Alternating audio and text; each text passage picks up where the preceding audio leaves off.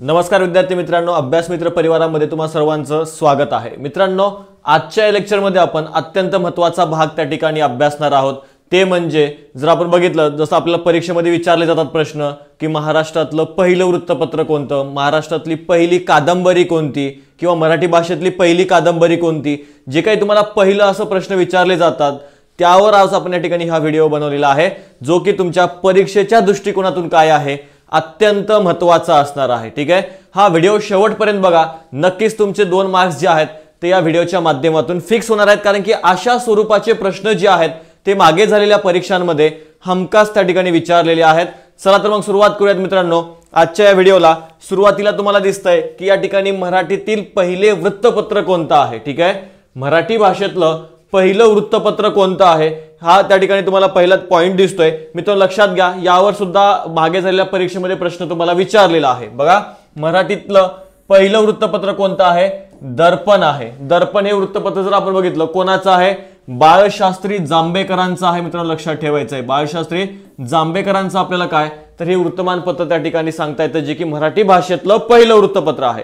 मग आता प्रश्न तुम्हाला वेगळ्या पद्धतीने सुद्धा विचारला जाईल की मराठी भाषेतलं पहिलं दैनिक कोणतं। ठीक आहे, जर आता लक्षात घ्या, पहिलं वृत्तपत्र लक्षात घ्यायचं आहे दर्पण आहे, आणि पहिलं दैनिक जर आपण बघितलं ते कोणतं आहे? ज्ञानप्रकाश। ठीक आहे, आता दर्पण दररोज प्रकाशित होत होतं का? दररोज प्रकाशित होत नव्हतं। मग दररोज म्हणजे दैनिक प्रकाशित होणारं पहिलं वृत्तपत्र कोणतं आहे मराठीतलं किंवा महाराष्ट्रातलं?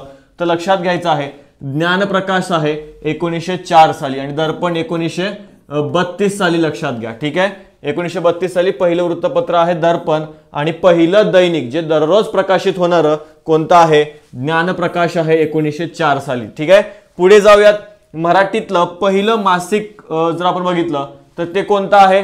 दिग्दर्शन आहे। कोणाचं आहे? बाळशास्त्री जांभेकरांचं आहे। ठीक आहे, पहिलं वृत्तपत्र बाळशास्त्री जांभेकर, आणि पहिलं मासिक ते सुद्धा कोण लक्षात ठेवायचं तुम्हाला?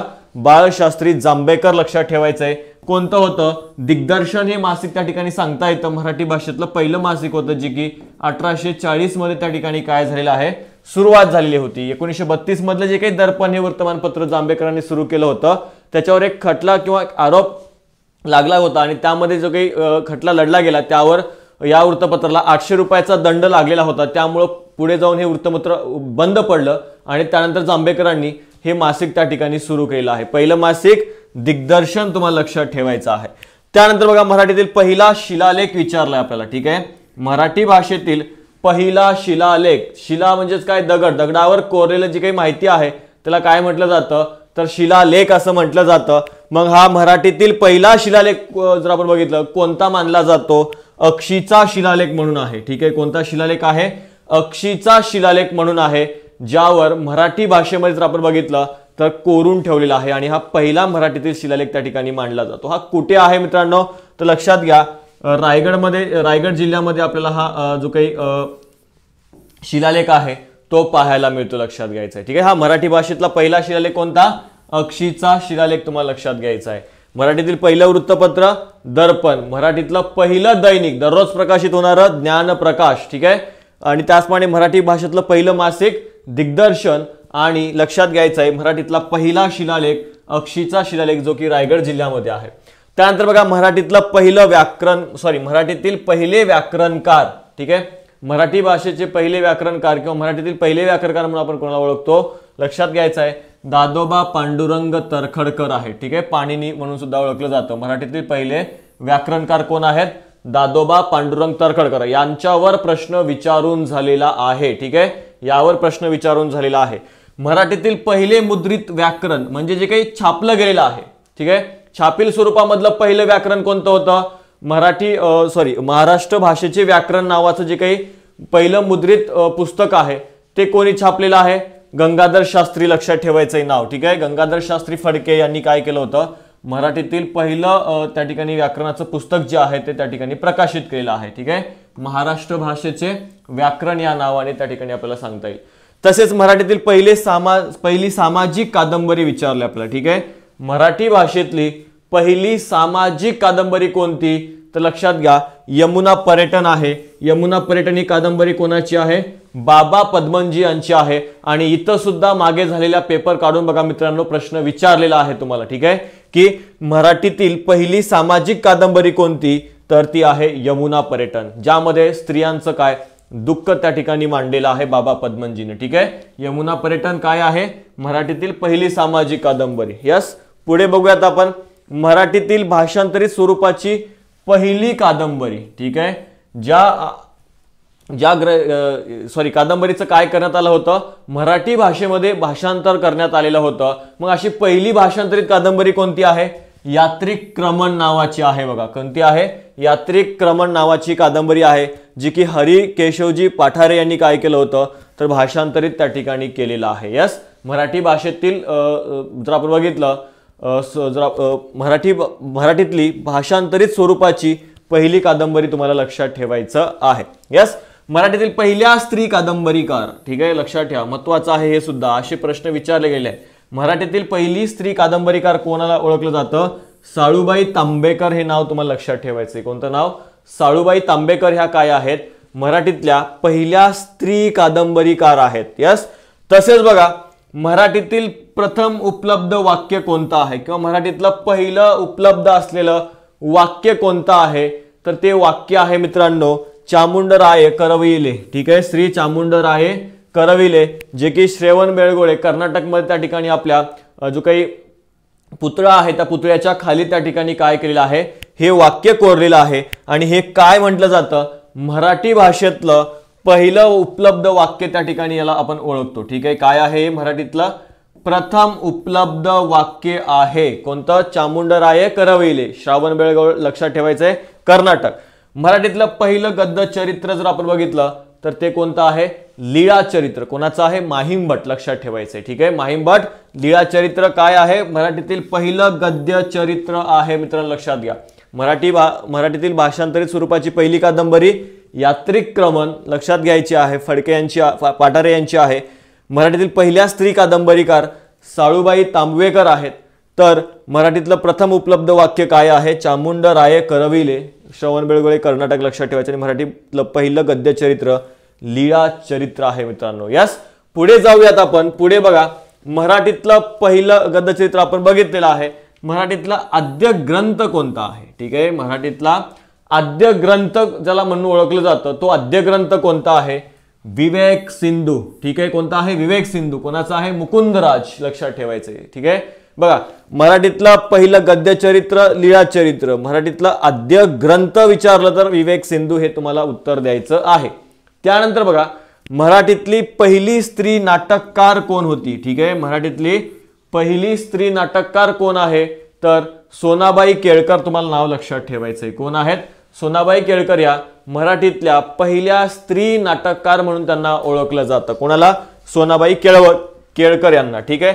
मराठीतील प्रथम ग्रामीण कवी किंवा मराठीतले पहिली ग्रामीण कवयित्री कोण आहे, तर बहिणाबाई चौधरी, आपल्या सर्वांना माहिती आहे, ठीक आहे। मराठीतली पहिली काय ग्रामीण कवयित्री, तर त्यांचं नाव आहे बहिणाबाई चौधरी, ठीक आहे। गद्य चरित्र लीळा चरित्र लक्षात ठेवायचंय पहिलं। मराठीतला आद्य ग्रंथ विवेक सिंधू लक्षात घ्यायचा आहे। पहिली स्त्री नाटककार जर आपण बघितलं तर सोनाबाई केळकर आहेत। आणि मराठीतल्या प्रथम ग्रामीण कवयित्री कोण आहेत, तर त्या ठिकाणी लक्षात घ्यायचं आहे बहिणाबाई चौधरी आहेत। यस, आता पुढे बघा मराठीतल्या पहिल्या स्त्री निबंधकार कोण आहेत, ठीक आहे। मराठी भाषेतल्या पहिल्या स्त्री निबंधकार म्हणून आपण कोणाला ओळखतो, ताराबाई शिंदे यांना ओळखतो, लक्षात घ्यायचे, कोण आहेत, ताराबाई शिंदे। आणि याच ताराबाई शिंदेनी काय केलं होतं, स्त्री पुरुष तुलना नावाचं पुस्तक सुद्धा लिहिलं आहे। हे सुद्धा एक त्यांचं महत्त्वाचं पुस्तक आहे, कोणतं, स्त्री पुरुष तुलना नावाचं। आता त्यानंतर बघा कथाकार, ठीक आहे, मराठीतले प्रथम स्त्री कथाकार काय आहे, मराठी भाषेतले पहिली स्त्री कथाकार कोण आहेत, तर लक्षात घ्या काशीबाई कानेटकर आहेत, लक्षात ठेवायचं आहे, ठीक आहे। महत्त्वाचे आहेत मित्रांनो, हे जे काही आपण अभ्यासतोय ते तुमच्या परीक्षेच्या दृष्टिकोनातून महत्त्वाचं आहे। पहिली स्त्री निबंधकार ताराबाई शिंदे, पहिली स्त्री कथाकार काशीबाई कानेटकर। यस, पुढे बघा विरामचिन्हाचा मराठीत सर्वप्रथम वापर करण्याची पद्धत जी आहे ती कोणी आणलेली आहे, तर मेजर कॅन्डी, नाव तुम्हाला लक्षात ठेवा, महत्त्वाचं आहे। बघा व्याकरणाचा जो काही भाग आहे त्याशी संबंधित महत्त्वाचं सांगता येतं आपल्याला। विरामचिन्हाचा मराठीत सर्वप्रथम वापर करण्याची पद्धत कोणी सुरू केली, तर मेजर कॅन्डी यांनी सुरू केली आहे। मोस्ट इम्पॉर्टंट आहे मित्रांनो, लक्षात ठेवा, परीक्षेमध्ये विचारलं जाऊ शकतं। पुढे बघा थोडंसं आपली बॅच बद्दल बघ, परीक्षाचं त्या ठिकाणी जर आपण बघितलं कमी कालावधी राहिलेला आहे, मग कमी कालावधीमध्ये तुम्हाला जर परिपूर्ण तयारी करायची असेल सगळ्या विषयांची तर त्यासाठी आपली तलाठी भरती निश्चय नावाची बॅच ही सुरू आहे। ज्या दिवशी तुम्ही प्रवेश घ्याल तिथून पुढे 50 दिवस तुम्हाला हा कोर्स अभ्यासायला मिळणार आहे। त्याचबरोबर तुम्हाला लक्षात घ्यायचं की ही बॅच तुम्हाला अभ्यास मित्र या ॲप्लिकेशनवर मिळेल। तसेच जर काही अडचण आल्यास त्या ठिकाणी खाली कॉन्टॅक्ट नंबर सुद्धा दिलाय, त्यावर सुद्धा तुम्ही कॉल करू शकता। ठीक आहे, कमी दिवसामध्ये जास्तीत जास्त तयारी करायची असेल, परिपूर्ण तयारी करायची असेल तर ही बॅच तुमच्यासाठी अत्यंत महत्त्वाची ठरणारी आहे। यस, बघा मराठी साहित्यासाठी जर आपण बघितलं पहिला ज्ञानपीठ कोणाला मिळालेला आहे तर वि.स. खांडेकर यांना मिळालेला आहे। कोणती होती कादंबरी? ययाती नावाची त्यांची कादंबरी होती। या ययाती नावाच्या कादंबरीसाठी त्यांना पहिला जर आपण बघितलं मराठीतला पहिला जो काही ज्ञानपीठ पुरस्कार प्राप्त करणारे मराठी साहित्यिक आहेत ते आहेत वि.स. खांडेकर आणि पहिलं ज्ञानपीठ मिळवणारे जर आपण बघितलं ते कोण आहेत? वि.स. खांडेकर आहेत। कादंबरी आहे त्यांची ययाती। यस, मराठीतले पहिलं गीता भाष्य, ठीक आहे, मराठीतील पहिले गीता भाष्य कोणतं तर ज्ञानेश्वरी, लक्षात ठेवायचंय, किंवा भावार्थ दीपिका म्हणून सुद्धा ओळखलं जातं। ठीक आहे, मराठीतलं पहिलं गीता भाष्य कोणतं आहे? ज्ञानेश्वरी, लक्षात ठेवा मित्रांनो। त्यानंतर मराठीतील पहिली ग्रामीण कादंबरी जर आपण बघितली ती कोणती आहे? वळीबा पाटील। कोणाची आहे? कृष्णराव भालेकर यांची आहे, लक्षात घ्यायचंय। ठीक आहे, बघा पहिलं मराठी साहित्यासाठी पहिलं ज्ञानपीठ वि.स. खांडेकर यांना ययातीसाठी मिळालंय। त्याचबरोबर मराठीतलं पहिले गीता भाष्य जर आपण बघितलं तर ज्ञानेश्वरी आहे। यस, त्यानंतर मराठीतील पहिली ग्रामीण कादंबरी तुम्हाला जर परीक्षेमध्ये विचारलं तर वळीबा पाटील आहे। कृष्णराव भालेकर यांच्या त्या ठिकाणी आपल्याला ही कादंबरी सांगता येते। हे अत्यंत महत्त्वाचं आहे, इथं तुम्हाला परीक्षेमध्ये प्रश्न विचारला जाऊ शकतो। ठीक आहे, मराठीतील पहिली ग्रामीण कादंबरी जर तुम्हाला आलं तर वळीबा पाटील, लक्षात ठेवायचं आहे। कृष्णराव भालेकर यांची ही कादंबरी आहे, ग्रामीण कादंबरी। आता मराठीतलं पहिलं नाटक कोणतं? यस, मोस्ट इम्पॉर्टंट आहे। चला, मराठीतलं पहिलं नाटक कोणतं आहे? सीता स्वयंवर, लक्षात ठेवायचंय। ठीक आहे, काय सीता स्वयंवर हे मराठीतलं पहिलं त्या ठिकाणी नाटक सांगता येतं। कोणाचं आहे? विष्णुदास भावे यांचं आहे। ठीक आहे, विष्णुदास भावे तुम्हाला लक्षात घ्यायचे आहेत, जे की मराठीतलं त्यांनी काय केलं होतं, मराठीतलं पहिलं नाटक त्या ठिकाणी लिहिलं आहे सीता स्वयंवर। यस, आता बघा मराठी संतांचे अभंग म्हणजे कोणत्या मराठी संतांचे अभंग शीख धर्मग्रंथात आढळतात तर त्या ठिकाणी त्या संतांचं नाव आहे संत नामदेव। ठीक आहे, संत नामदेवांचे जे काही अभंग आहेत ते शिखांचा जो काही गुरुग्रंथ आहे, धर्मग्रंथ आहे त्यांचा, त्या धर्मग्रंथामध्ये सुद्धा काय तर यांचे अभंग आढळतात। हा सुद्धा जो काही पॉइंट आहे तो अत्यंत महत्त्वाचा आहे, कारण की इथं सुद्धा परीक्षेमध्ये तुम्हाला प्रश्न विचारून झालेला आहे। यस, पुढे बघा माझे सत्याचे प्रयोग या पुस्तकाचे लेखक जर तुम्हाला विचारलं परीक्षेमध्ये कोणाचं आहे? हे महात्मा गांधीजी यांचं आत्मचरित्र आहे। काय नाव आहे? माझे सत्याचे प्रयोग, तुम्हाला लक्षात घ्यायचे आहेत। त्यानंतर बघा स्वावलंबी शिक्षण या शिक्षण संस्थेचे ध्येय आहे, म्हणजेच काय स्वावलंबी शिक्षण हे जे काही ब्रीद आहे ते कोणत्या शिक्षण संस्थेचे आहे हे आपल्याला या ठिकाणी विचारलेलं आहे। कोणती शिक्षण संस्था आहे मित्रांनो?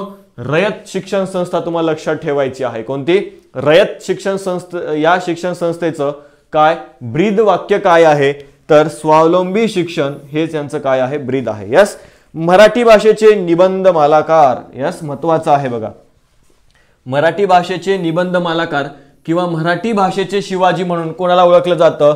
विष्णू शास्त्री चिपळूणकरांना ओळखलं जातं। ठीक आहे, फरक लक्षात घ्यायचा आहे, मराठीचे पाणिनी वेगळे आहेत आणि मराठी भाषेचे शिवाजी किंवा मराठी भाषेचे निबंध मालाकार ह्या दोन्ही गोष्टी तुम्हाला लक्षात ठेवायचं आहे। मराठी भाषेचे निबंध मालाकार किंवा मराठी भाषेचे शिवाजी म्हणून कोणाला ओळखलं जातं? विष्णू शास्त्री चिपळूणकरांना ओळखलं जातं। तर मराठी भाषेचे पाणिनी म्हणून कोणाला ओळखलं जातं? दादोबा पांडुरंग तर्खडकरांना ओळखलं जातं। हा फरक महत्त्वाचा आहे, तुम्हाला इथंच कन्फ्यूज केलं जातं परीक्षेमध्ये। ठीक आहे, त्यासाठी हे सुद्धा महत्त्वाचं आहे, याला IMP करून ठेवतो मी। ठीक आहे, जे मी महत्त्वाचं आहे म्हणतो ते एकतर नोट डाऊन करून ठेवत चला, कारण की सरळ तुम्हाला ते प्रश्न परीक्षेमध्ये विचारले जाण्याची शक्यता आहे। यस, त्यानंतर मराठीतले भावकवी कोण होते? संत नामदेव मराठीतले काय आहेत? भावकवी आहेत। तसेच मराठी विडंबन काव्याचे जनक म्हणून कोणाला ओळखलं जातं? प्रल्हाद केशव अत्रे यांना ओळखलं जातं मित्रांनो। काय मराठीतले मराठी विडंबन काव्याचे जनक, ठीक आहे, कोण आहेत? प्रल्हाद केशव अत्रे आहेत। तसेच आधुनिक मराठी काव्याचे जनक म्हणून कोणाला ओळखलं जातं? केशवसूत यांना ओळखलं जातं। ठीक आहे, बघा आधुनिक मराठी काव्याचे जनक कोण आहेत? केशवसूत आहेत.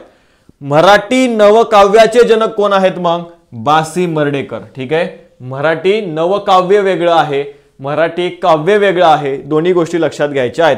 मराठी काव्याचे जनक फक्त आलं तर केशवसूत आहे, मराठी नवकाव्याचे जर आलं तर कोण असतील? बासी मर्ढेकर असतील. लक्षात ठेवायचं आहे. यस, विशाखा या काव्याचे लेखक विचारले तुम्हाला, कुसुमाग्रज आहेत, म्हणजेच वि वा शिरवाडकर तुम्हाला लक्षात घ्यायचं आहे. ठीक आहे, विशाखा या काव्याचे लेखक या ठिकाणी लक्षात घ्या. परत एकदा बघा, मराठीतील भावकवी म्हणून कोणाला ओळखलं जातं? संत नामदेवांना ओळखलं जातं. मराठी विडंबन काव्याचे जनक म्हणून कोणाला ओळखलं जातं? प्रल्हाद केशव अत्रे यांना ओळखलं जातं. तर आधुनिक मराठी काव्याचे जनक म्हणून कोणाला? केशवसूत यांना ओळखलं जातं. तर मराठी नवकाव्याचे जनक म्हणून कोणाला ओळखलं जातं? बासी मर्ढेकर यांना ओळखलं जातं. तसेच विशाखा या काव्याचे लेखक कोण आहेत? कुसुमाग्रज आहेत. या महत्वाच्या बाबी आपण या ठिकाणी बघितल्यात. त्यानंतर बघा, भारतीय संस्कृती कोशाचे संपादक कोण आहेत? पंडित महादेव शास्त्री जोशी. ठीक आहे, मोस्ट इम्पॉर्टंट मध्ये मी तुम्हाला परत एकदा टाकून देतो, एक लक्षात घ्या. भारतीय संस्कृती कोशाचे संपादक विचारले पंडित महादेव शास्त्री जोशी हे नाव तुम्हाला लक्षात घ्यायचं आहे. त्यानंतर बघा, गुलामगिरी या ग्रंथाचे लेखक महात्मा फुले आहेत, सर्वांना आपल्याला माहिती आहे. ठीक आहे, ज्यांना माहिती नसतील त्यांनी सुद्धा हे ग्रंथ संपदा एकदा वाचून घ्यायचे व्यवस्थित. ग्रामगीतेचे लेखक कोण आहेत? संत तुकडोजी महाराज आहेत. हे सुद्धा महत्वाचं आहे, परीक्षेमध्ये इथं विचारलं जाईल. काय? ग्रामगीतेचे लेखक कोण आहेत? संत तुकडोजी महाराज आहेत. मित्रांनो लक्षात ठेवा, महत्वाचा आहे. तसेच देवनागरी लिपीचे पहिले निर्माते कोण आहेत? आर्य लोक आहेत. मित्रांनो लक्षात ठेवायचं आहे. ठीक आहे, आर्य जे काही लोक आहे किंवा आर्य संस्कृती आहे, त्या आर्य संस्कृतीमधले जे काही निवासी होते ते काय आहेत? देवनागरी लिपीचे पहिले निर्माते म्हणून त्यांना ओळखलं जातं. त्यासाठी हा सुद्धा प्रश्न इम्पॉर्टंट आहे, परीक्षेमध्ये विचारला जाण्याची शक्यता आहे. ठीक आहे, भारतीय संस्कृती कोशाचे संपादक पंडित महादेव शास्त्री जोशी आहेत. तसेच गुलामगिरी या ग्रंथाचे लेखक महात्मा फुले आहेत. आणि जर आपण बघितलं, ग्रामगीतेचे लेखक कोण आहेत? संत तुकडोजी महाराज आहेत. तर देवनागरी लिपीचे पहिले निर्माते कोण आहेत? तर आर्य लोक आहेत. लक्षात ठेवायचं आहे. ठीक आहे, तलाठी भरतीविषयी आपली ही बॅच या ठिकाणी सुरू आहे. जर कमी दिवसामध्ये चांगला तुम्हाला रिझल्ट आणायचा असेल, परिपूर्ण अशी तयारी करायची असेल, तर त्यासाठी ही अत्यंत महत्त्वाची आपली बॅच आहे. ज्या दिवशी जॉईन कराल तिथून पुढे 50 दिवस तुम्हाला हा कालावधी त्या ठिकाणी मिळणार आहे अभ्यासायला. संपूर्ण विषयाचे जे काही लेक्चर आहेत ते लेक्चर याच्यामध्ये अपलोड केलेले आहेत. रेकॉर्डेड अशी ही बॅच आहे, ज्यामध्ये तुम्हाला मराठी, इंग्रजी, अंकगणित, बुद्धिमत्ता असेल किंवा जीकेचा जो काही भाग आहे तो सर्व या ठिकाणी कव्हर केलेला आहे. यस, अभ्यास मित्र नावाचं आपलं ॲप्लिकेशन आहे, ते इन्स्टॉल करा. त्यावर तुम्हाला ही बॅच मिळून जाईल. आणि या ठिकाणी जर काही अडचणी येत असतील तर खाली कॉन्टॅक्ट नंबर सुद्धा दिला, त्यावर सुद्धा तुम्ही कॉल करू शकता. ठीक आहे, तर थांबूयात मित्रांनो. असाच एखादा नवीन त्या ठिकाणी टॉपिक घेऊन आपण परत एका व्हिडिओमध्ये भेटणार आहोत. तोपर्यंत हा व्हिडिओ तुम्हाला पाहत राहायचा आहे. तसेच तुमच्या जास्तीत जास्त मित्रांपर्यंत शेअर सुद्धा करायचा आहे. ठीक आहे, हा व्हिडिओ आवडला असल्यास लाईक करा, शेअर करा आणि सबस्क्राईब करा. आणि अशाच नवीन व्हिडिओसाठी पाहत राहा अभ्यास मित्र. धन्यवाद.